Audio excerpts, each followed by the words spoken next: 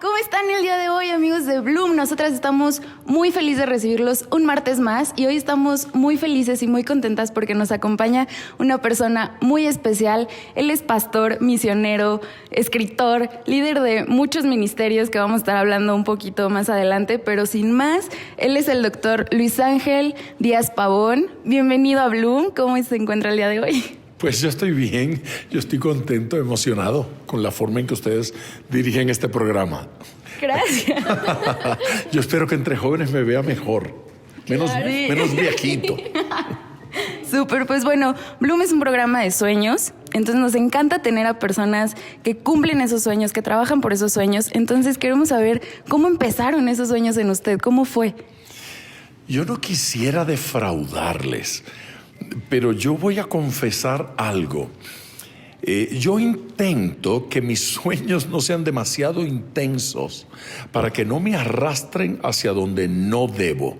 Ve, por ejemplo, yo no tengo un auto soñado, ni una casa soñada, ni un reloj soñado, y no me muero por comprarme una corbata que vi en cierto lugar. Así es que las cosas que me gustan no me gustan demasiado como para que me quiten la paz.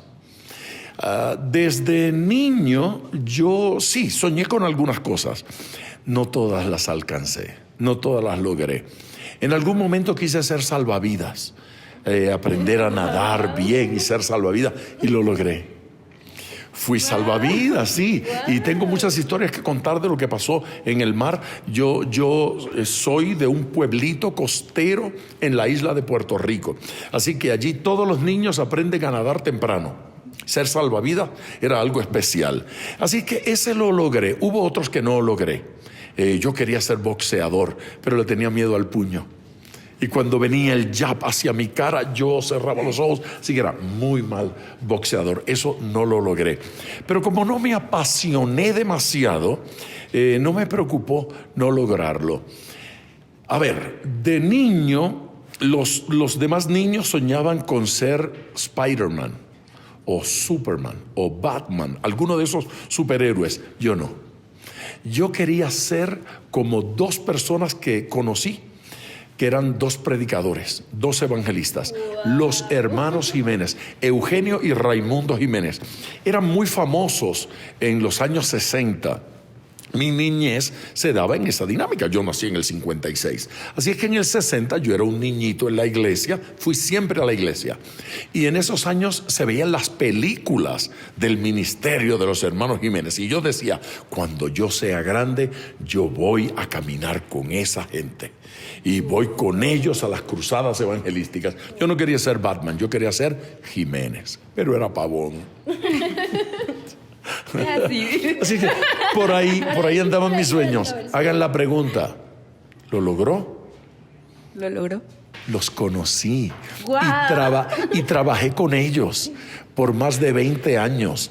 Uno de ellos ya murió, yo fui el predicador en su entierro.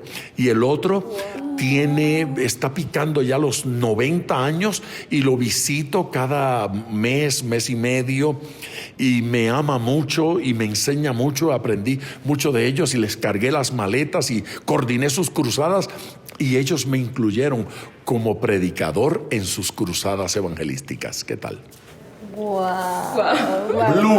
Bloom, así es.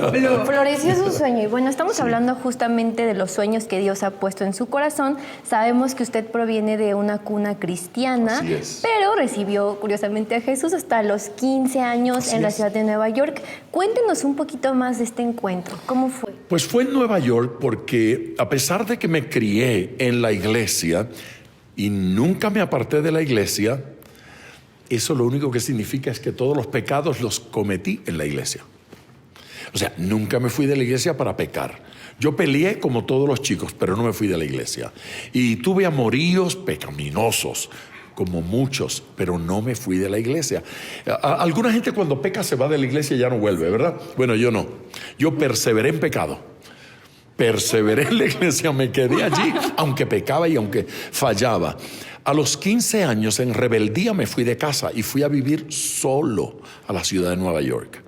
Y en un cuartuchito, leyendo una Biblia que me robé. Es que había yo les dije que no era cristiano. Había en la iglesia una viejecita que tenía una hermosa Biblia, preciosa.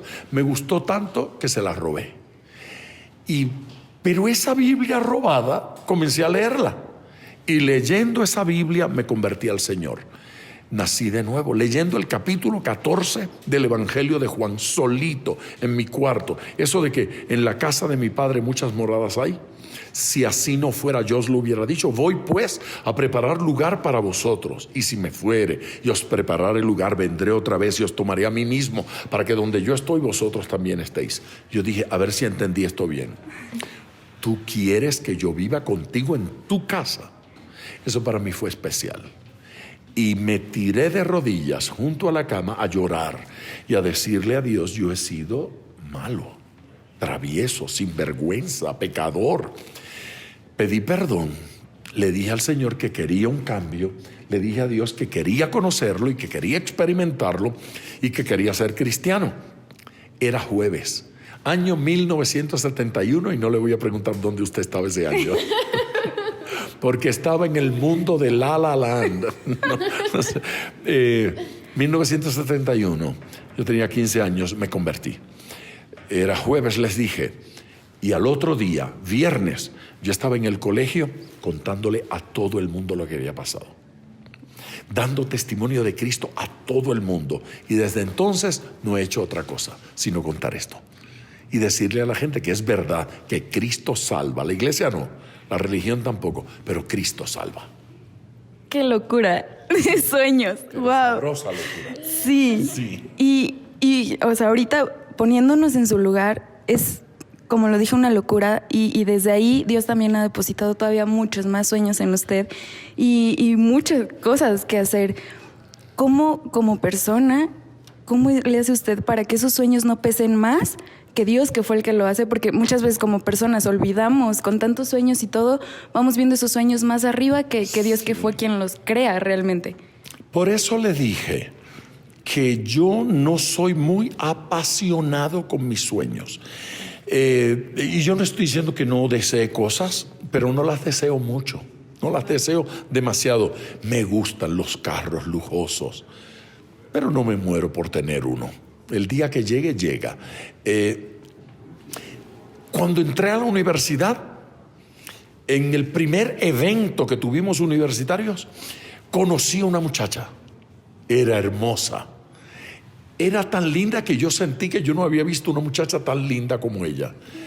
Y me flechó el corazón. Y yo había estado orando al Señor. Señor, la primera chica que sea mi novia, yo quiero casarme con ella. Si no, que no sea mi novia. Y vi esa y dije, yo quisiera que ella sea mi novia. Y 3 años después nos casamos. Fue mi única novia de convertido. Tenemos 3 hijos, ¿sí? 5 nietos y viene un 6º en camino. ¡Felicidades! Sí. Y ella ha soñado conmigo, pero sueña como yo. Si Dios quiere. ¿Sí? Si es la voluntad de Dios, lo hacemos, y si no, no. Así es que más que contarle a Dios mis sueños, a mí me gusta preguntarle cuáles son los de Él. Señor, ¿cuál es tu proyecto? ¿Qué es lo que tienes en mente? ¿Qué es lo que tú deseas? Porque nosotros queremos que Dios sea socio de nuestros sueños, pero se nos olvida que lo más importante es ser socio de los sueños de Él. ¿Cuál es el plan que Dios tiene en esta época? ¿Y cuál es el plan que Dios tiene hoy? ¿Y con qué? Así es que si entramos en los sueños de Dios, si entramos en los proyectos de Dios, los nuestros palidecen y de pronto el corazón nos comienza a palpitar por los sueños de Dios. Y aquello que estaba yo deseando ya no es tan importante. Eso de la oración, por ejemplo. A mí me parece que la oración es decirle a Dios lo que queremos. Y Dios procesa esa información y nos la devuelve. Y cuando Él nos contesta, nos dice qué es lo que quiere Él. Y entonces ya lo que yo quería ya no tiene tanta importancia. Dios lo interpretó. A veces queremos sanidad. Señor, quítame este dolor. Señor, sáname de esto. Y de pronto no viene la respuesta como yo quería. Hace unos años habíamos vivido en casa alquilada por no sé cuántos años. Y mi esposa me dijo, es tiempo de que tengamos nuestra propia casa. Y yo me interesé en una casa y traté y no la pude comprar. Y nos interesamos en otra casa y traté y tampoco la pude comprar. Y finalmente comenzamos a sentir que una casa nos perseguía. Todo el mundo llegaba a mi oficina y me hablaba de esa casa. Doctor, hay una casa en tal lugar. ¿La ha visto? Esa casa debe estar a la venta, me dijo un amigo.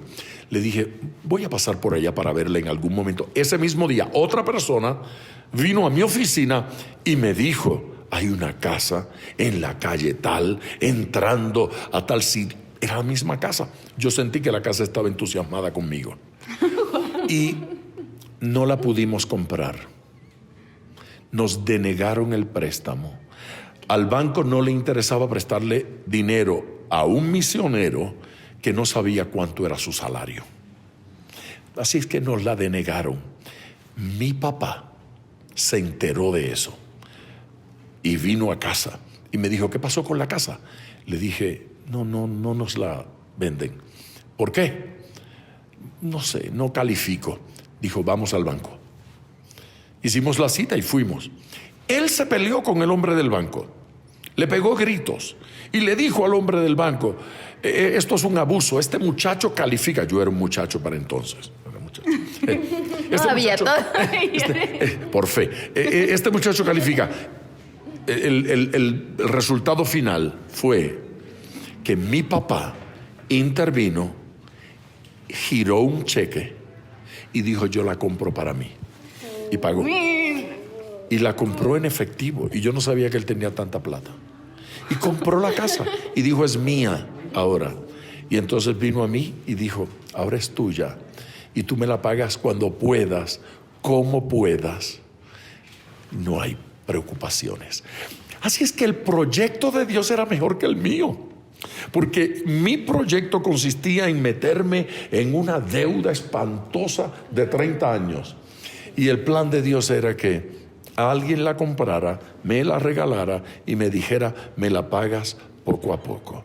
Y en algún momento, cuando estábamos aportando, Dios nos ayudó a ir abonando a la deuda. Y cuando se debía casi la mitad del dinero, mi papá vino a hablarme y dijo, he sentido en mi corazón que ya la casa es tuya y que no tienes que pagar nada más. El plan de Dios era mejor que el mío. ¿Ve? Mejor. Descubro el sueño de Dios y entro en él. Siempre es mejor sueño. Increíble saber que si enfocamos nuestra mirada en Dios y en cumplir totalmente el sueño de Dios, Dios empieza a obrar y empieza a hacer milagros. Ahora sabemos que viene con este increíble proyecto que es la Biblia del Pescador y queremos que nos cuente un poquito de qué lo motivó a crear esta Biblia, porque sabemos que hay diferentes y tipos de Biblias, muchísimos, pero qué es lo especial y qué lo motivó a crear pues esto. Como misionero, mi trabajo principal ha sido ganar almas, hacer trabajo evangelístico. Yo estaba predicando en el año 1984 en una ciudad que se llama Alajuela, en Costa Rica. Lloviznaba esa noche, mi Biblia se mojó y yo tuve que ir a comprar una Biblia al otro día en la mañana.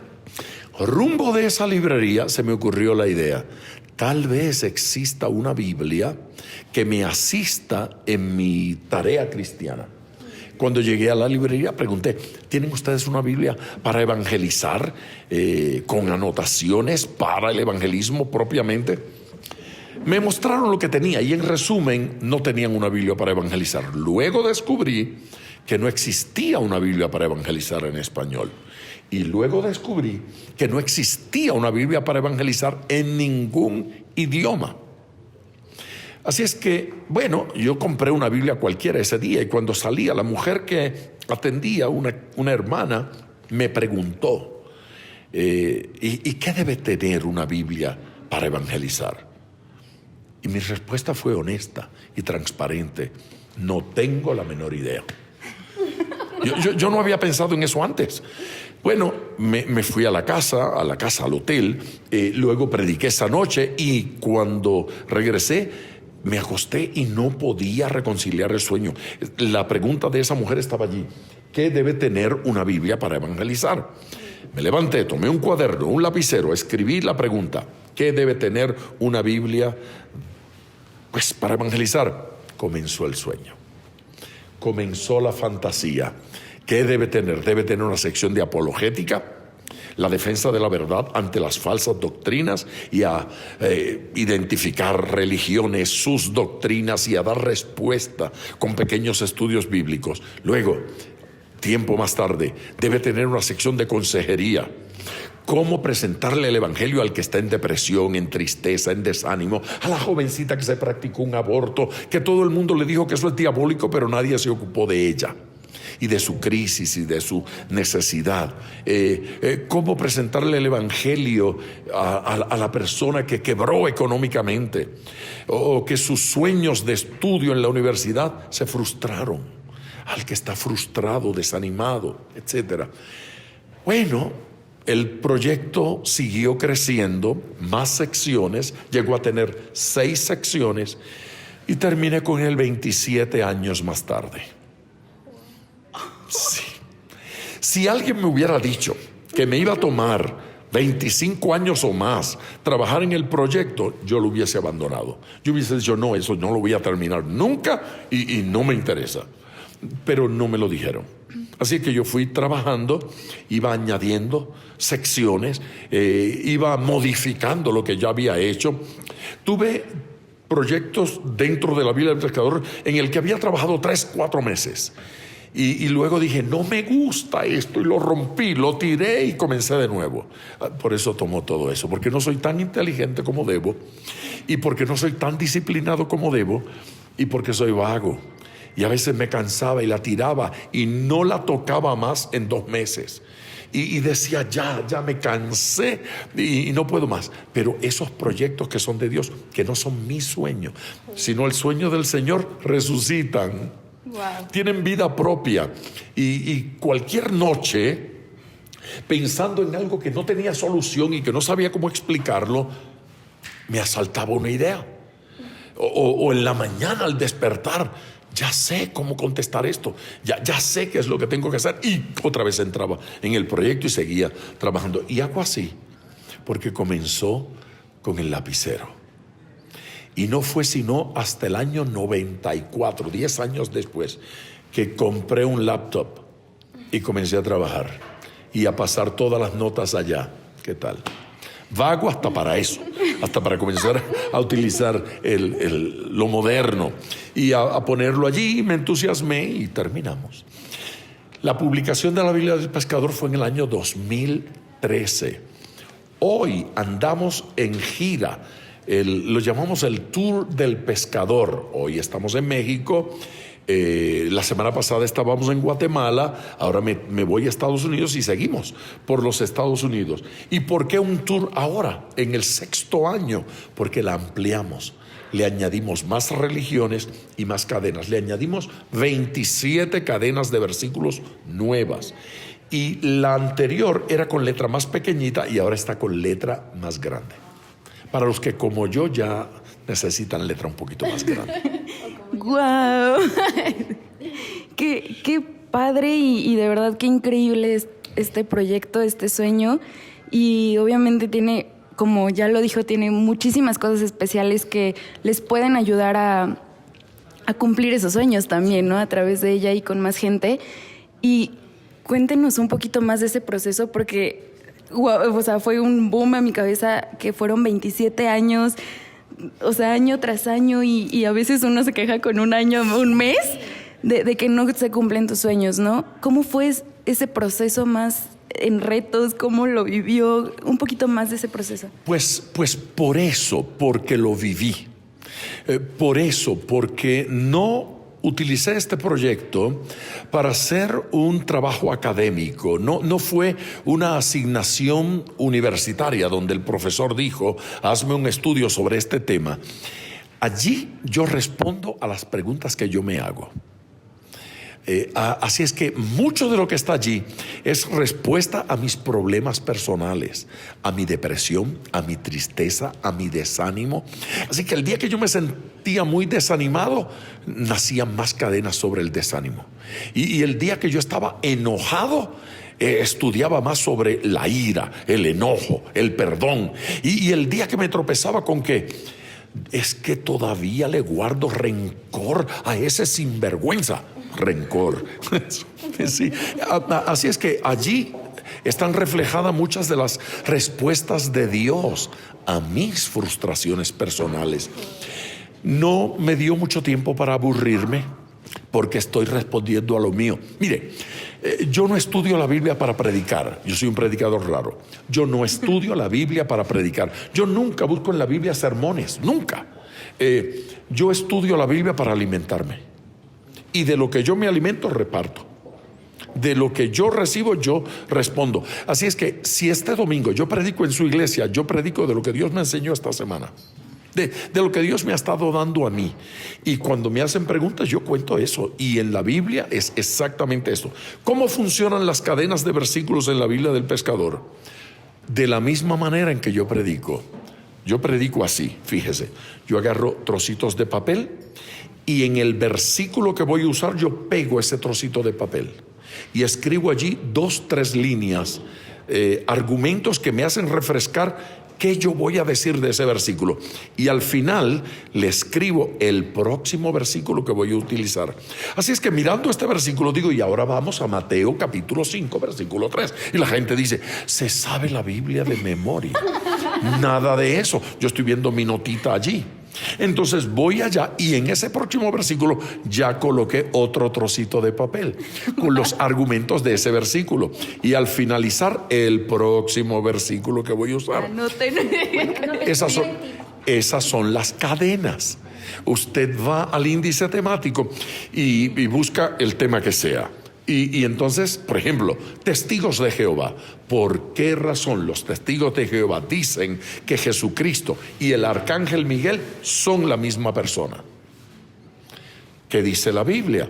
Bueno, doy un versículo. Usted va a ese versículo, el versículo está sombreado y en la parte inferior comentado, y junto al comentario el próximo versículo.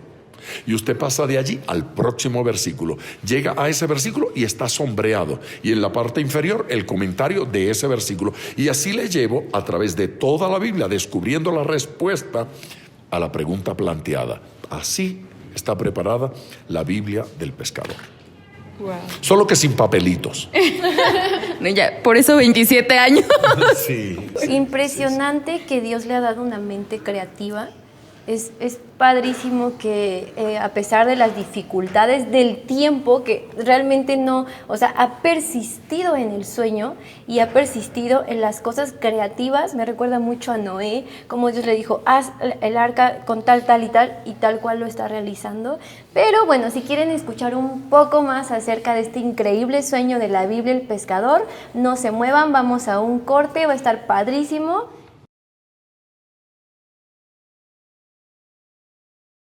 Regresamos, amigos, y de verdad que está increíble esta plática, muchos tesoros en sus palabras, en su historia. Y bueno, ya para ir terminando esta increíble conversación, con todo esto que está haciendo, ¿cómo le gustaría ser recordado al final? Ya cuando diga, terminé y cumplí, trabajé y fueron todavía más de 27 años por más sueños, ¿cómo le gustaría ser recordado? Yo soy puertorriqueño y el primer comediante en la televisión puertorriqueña, así muy, muy famoso, murió ya hace unos años, y fui a su tumba y vi el epitafio. Y nunca había visto un epitafio como ese. Decía, perdonen que no me ponga de pie. Y uno quebrándose la cabeza pensando que va a poner. ¿Qué voy a escribir en mi epitafio? Usted mencionó a Noé hace un rato. Noé es recordado porque obedeció a Dios a tiempo.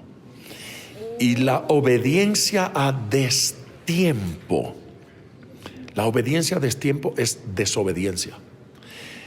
Mi papá decía, vaya y recoja el cuarto, la cama, vístala, arréglela.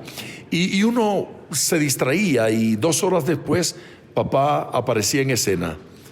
Y lo voy a hacer ahora. Y papá decía, no, ya no. Eso es obediencia a destiempo. Y la obediencia a destiempo es desobediencia. Usted no me obedeció. Si Noé hubiese obedecido a Dios a destiempo, al iniciarse el diluvio, el arca no hubiese tenido techo. Y hubiese sido entonces una bañadera y se hubiesen ahogado todos dentro del arca. Obedecer a destiempo es malo. Yo quisiera ser recordado como una persona que a tiempo dijo sí. Que a tiempo obedeció, que dijo, si Dios dice que es hoy y es ahora. Increíble. Y por último, ¿cuál sería el mejor consejo que ha recibido en la vida y que, hoy lo quiere compartir con nosotros? Le voy a decir, ¿saben que me robé una Biblia, verdad? Sí. Esa viejita siempre estaba a la puerta del templo y me llamaba con su dedito.